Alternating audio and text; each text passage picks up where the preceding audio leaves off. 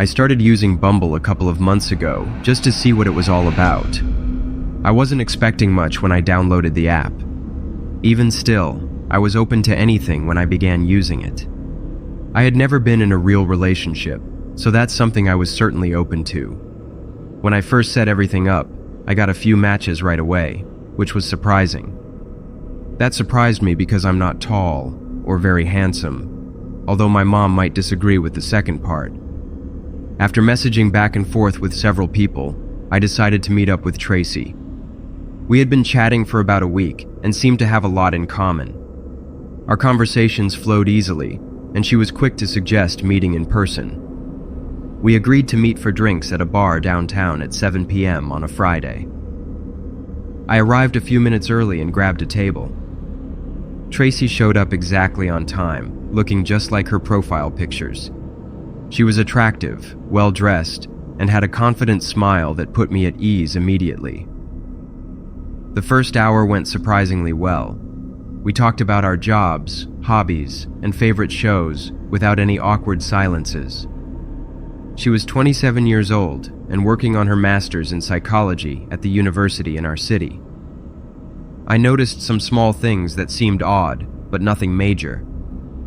She got irritated when the server took too long with our drinks and kept asking personal questions about my previous relationships. Whenever I checked my phone, she would ask who I was texting.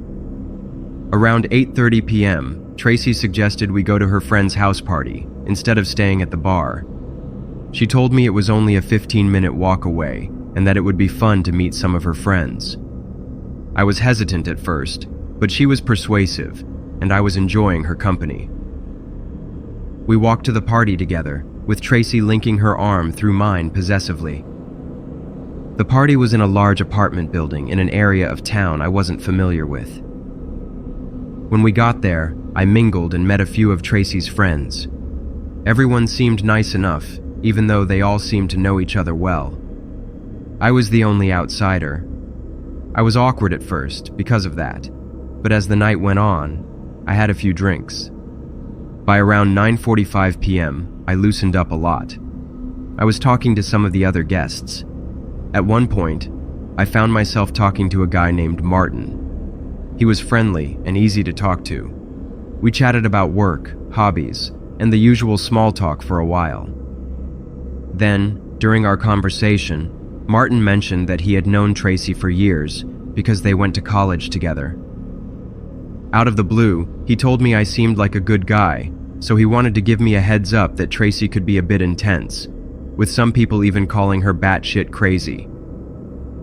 I laughed at first, thinking he was just messing with me or exaggerating. I had no reason to believe him, and Tracy seemed pretty normal to me aside from the minor things I'd noticed earlier. Martin kept a serious face though, and after I realized that, I stopped laughing. Then there was a tense silence between us that felt like it lasted for a long time. Right then, one of the other guys came up to us and changed the subject. I sort of wanted to learn more about what Martin meant, but I let it go as soon as we were no longer on that topic.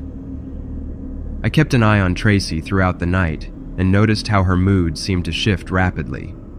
She was laughing loudly one minute, then looking annoyed the next when someone else was getting attention. At one point, she grabbed my arm tightly when I was chatting with a female friend of hers. Around 11:30 p.m., Tracy suggested we leave.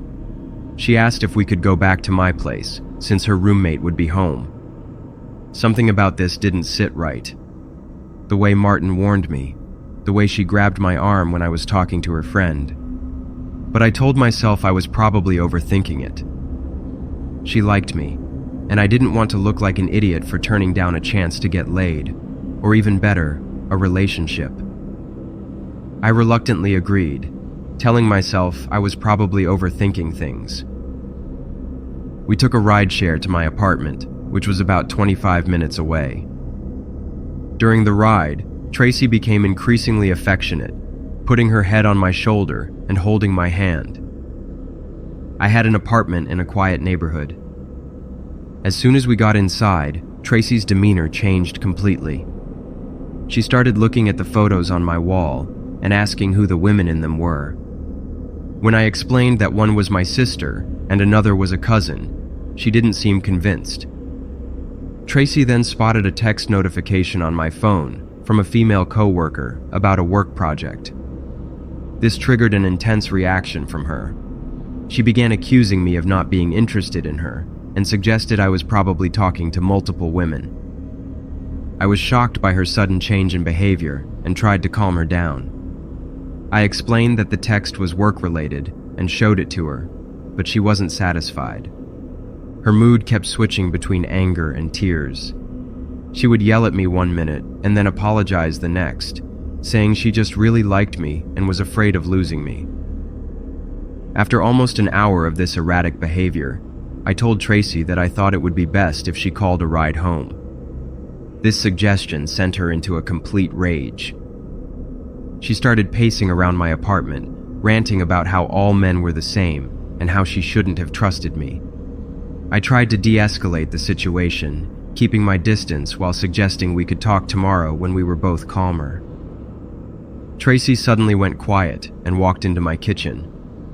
I thought she was getting some water, so I sat on the couch and took out my phone to order her a ride.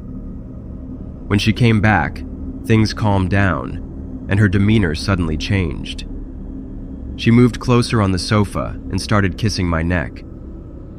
She told me she was sorry for overreacting and wanted to make it up to me. Her hand moved to my pants, and she started unbuttoning them, while maintaining eye contact. I was confused by her sudden change, but didn't stop her as she reached into my pants. The moment my guard was down, Tracy pulled out my pruning shears, which she must have taken from the spider plant pot when she was in the kitchen earlier. Before I could fully process what was happening, she aimed the open shears directly at my manhood. I reacted just in time to twist away, but she still managed to drive the shears into my upper thigh. The pain was immediate and intense as I felt the metal blades pierce deep into my leg. I grabbed her wrist and fought desperately to get the pruning shears away from her. During our struggle, we crashed to the floor, and I finally managed to wrench the shears from her grip. As soon as she lost her weapon, Tracy scrambled to her feet and ran out the door. Blood was pouring from my thigh, and I knew I needed help fast. I managed to lock the door and then called 911, explaining what had happened. The police and paramedics arrived about 10 minutes later. I was taken to the hospital. The doctors there confirmed I had a deep puncture wound in my thigh that required 20 stitches and narrowly missed my femoral artery. Tracy was arrested later that night when she returned to the party to create an alibi. Martin had tried to warn me, but I hadn't taken him seriously enough. I deleted all dating apps after that night and decided to take a long break from dating entirely. Looking back, I wondered if she had an extreme, anxious, preoccupied attachment, but hers was completely unhinged. She needed constant validation and couldn't handle even the smallest emotional distance without panicking. The moment she felt like I was pulling away, she completely lost control.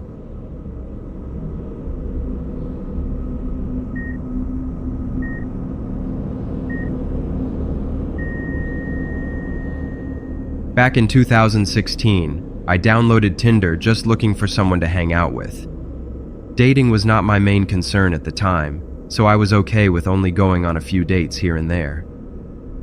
One day I matched with a guy named Brady on Tinder. He was extremely attractive, like Hollywood actor-level handsome, and one of the only right swipes I did for the day. But looking back, I really wish I hadn't. He had a great sense of humor, and after a few days of chatting, we decided to meet up for a drink on the weekend. Brady suggested a place in our town. I didn't know the area very well, but when I looked it up on Google, it was not the nicest place in my city. The South District is known to be rough, but there are some newer buildings there. They're trying to turn things around in that part of the city, but it's still not a good neighborhood. When he suggested it, I agreed, because I was really more interested in getting to know him. We kept in touch throughout the week, sending a few messages back and forth each day. When the weekend came, I was feeling excited, but also nervous. I don't date much, so I always get a little bit nervous. I arrived a bit early, ordered a drink, and found a table outside. There was a large patio next to the sidewalk where I could wait for him. I had a good view from there. Right on time, I saw him walking up the sidewalk towards the bar. He was even more handsome in person than in his pictures. It was getting late for our date. I think it was 9 p.m., and the bar was starting to get crowded. We had a few drinks and were having a really good time. Brady suggested we take a walk in the nearby park since the weather was nice. I agreed it sounded like a good idea. He immediately excused himself, saying he needed to message his mom to make sure she had taken her medicine. I thought nothing of it at the time. As we walked there, I was feeling uneasy. This was a part of town where you don't want to be after dark. I wanted to seem cool and relaxed though, so I didn't say anything. The park was actually beautiful at night with street lamps on the paths. Plus, I had Brady with me, so I felt safe with such a strong guy by my side, which seems so stupid to me now. We walked along talking for a while. There were a few other people who were out for runs or walking their dogs. At the front of the park, as we kept walking, the paved path turned to gravel and the lights were fewer. I was starting to get nervous. At one point, I wanted to turn around. I told Brady that we should head back to where we were, but he insisted that we keep walking because he wanted to show me the pond on the far end. I was hesitant, but went along with it, even though my gut was telling me not to. We were walking down the less crowded path. There was a forested area to the right, and an open field to the left, and the last lamppost was at least 100 feet back. As we walked, I noticed Brady checking his phone frequently and seeming distracted. At first, I wondered if it was something to do with his mom and her medicine. His whole demeanor had changed from charming to tense. A few times he seemed to be texting someone while looking around nervously. We were almost on the farthest end of the park when a white van pulled up on the service road that ran along the edge of the park. A man in a dark hoodie got out, and Brady suddenly grabbed my arm. The man told me to get in the van now, and that I wouldn't get hurt if I cooperated. The shock hit me hard. I realized Brady had set me up. I tried to pull away from Brady's grip. I screamed while trying to break free. Brady cursed at me, telling me to shut up, then put his hand over my mouth and pulled me toward the van. I fought back, kicking and biting his hand. The man from the van came to help Brady force me in. Just as they were about to overpower me, I heard someone shouting from the path behind us. A man walking his German Shepherd had heard my screams and was running toward us while saying he was calling the police. The dog barked loudly, drawing more attention to us. Brady and the other man looked at each other. The dog rushed ahead and bit Brady's leg. Brady screamed in pain, cursing and kicking at the dog, and he was forced to let go of me. The dog's owner ran over and grabbed a big stick from the ground and swung it at the man from the van. The dog kept biting at Brady, while the owner stood between me and my attackers. The man from the van backed up and shouted at Brady to get in the van. Brady kicked the dog until it let go, leaving a bloody rip in his pants. The owner told them to get lost. Both men got into the van and drove away. The owner called his dog back, and I fell to the ground shaking as he asked if I was hurt. He helped me up and walked me back toward the main part of the park while on the phone with police. When the police arrived, I told them what happened. I was still shaking and could barely speak. The police took my statement and offered to drive me home. By midnight, I was back in my apartment with the doors locked and lights on. That's when I opened the Tinder app on my phone. I saw that Brady had unmatched me already. It was scary to think about what might have happened. I filed a police report, but without knowing Brady's real name, there wasn't much they could do. I couldn't stop thinking about what would have happened if that man and his dog hadn't come along. I wonder if Brady and that man with the van were part of some sex trafficking operation. When I remembered Brady texting, saying that he was just checking to make sure his mom had taken her medicine, I realized he was probably messaging his accomplice in the van, telling him the mission was a go. After that night, I gave up on online dating and decided to meet people the good old-fashioned way.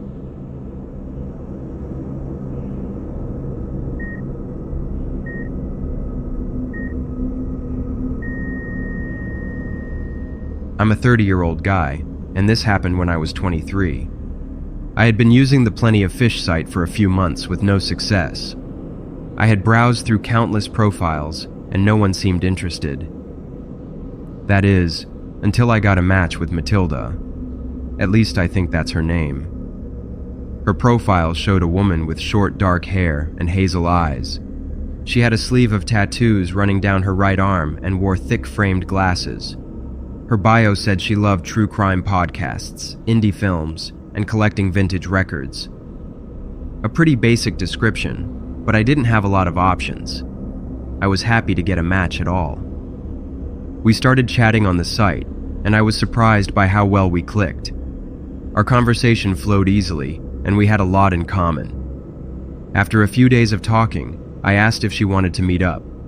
She agreed and suggested we meet at a bar in King's Cross, a popular nightlife area in Sydney. I was excited about finally meeting someone from the site in person. On the night of our date, I arrived at the crowded bar and looked around for someone matching Matilda's profile pictures. I couldn't see anyone who looked like her, but then a woman across the room started waving at me and calling my name. She looked nothing like the photos I'd seen online. She was at least 10 years older, with bleached blonde hair instead of dark hair and no visible tattoos. I hesitantly approached her table, feeling immediately uncomfortable with the deception. She smiled and told me to sit down, explaining that her profile pictures were a few years old. I reluctantly joined her, trying to be polite despite the obvious catfishing. Throughout our conversation, she kept buying drinks and insisting I finish them quickly. After my second drink, I started feeling dizzy and knew something wasn't right. My vision was getting blurry, and I was having trouble focusing on her words. I made an excuse about needing the bathroom and stumbled out of the bar, knowing I needed to leave immediately. As I stumbled onto the street, I hailed a taxi instead of trying to find my car.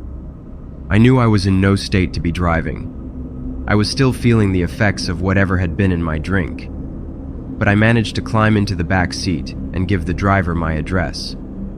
The driver, Rajesh, according to his ID card, started driving away from the bar. After a few minutes, Rajesh mentioned that a car had been following us since we left King's Cross. It was tailgating the taxi and flashing its high beams aggressively. Rajesh asked what kind of trouble I had gotten him involved in. I told him I had no idea who would be following us. The car behind us suddenly accelerated and rammed into the back of the taxi, causing us to jolt forward. Rajesh swore and swerved to avoid another hit. We were both terrified as the car continued to chase us through the streets of Sydney. Rajesh took several sharp turns trying to lose our pursuer. As soon as we reached a main road with more traffic, the car suddenly turned around and sped off in the opposite direction. We both let out sighs of relief as Rajesh pulled over to the side of the road. My hands wouldn't stop shaking, and my head was still spinning from the drugged drinks. Rajesh refused to take me all the way home, saying he didn't want any more trouble. He dropped me off at a 24-hour convenience store, suggesting I call someone I trusted to pick me up. With trembling hands, I called my dad to come get me from the store. I then went to message Matilda, but I noticed her profile was no longer on Plenty of Fish. It had been deleted. Not entirely surprising, but in my confused state, I wasn't thinking clearly. At that point, I realized she was never real to begin with. I'd been set up from the start. The whole thing was a trap. I understood that someone had tried to drug me for unknown reasons. I wondered who this woman really was, and what she intended to do once I was incapacitated. I knew I had escaped something terrible, and I felt grateful to be alive. But at the same time, I felt foolish and deceived. It was a serious blow to my confidence, which was already low at the time. The only person who responded to me on the dating site turned out to be someone who drugged me and possibly had accomplices waiting to rob or harm me. If I hadn't recognized the warning signs and left when I did, something much worse might have happened. After that night, I deleted my account and gave up on online dating completely. The risk wasn't worth the potential reward anymore. The next day, I went back to pick up my car, the place where everything had started to go wrong. Just seeing it there, parked where I'd left it, brought back all sorts of ghastly memories from the night before,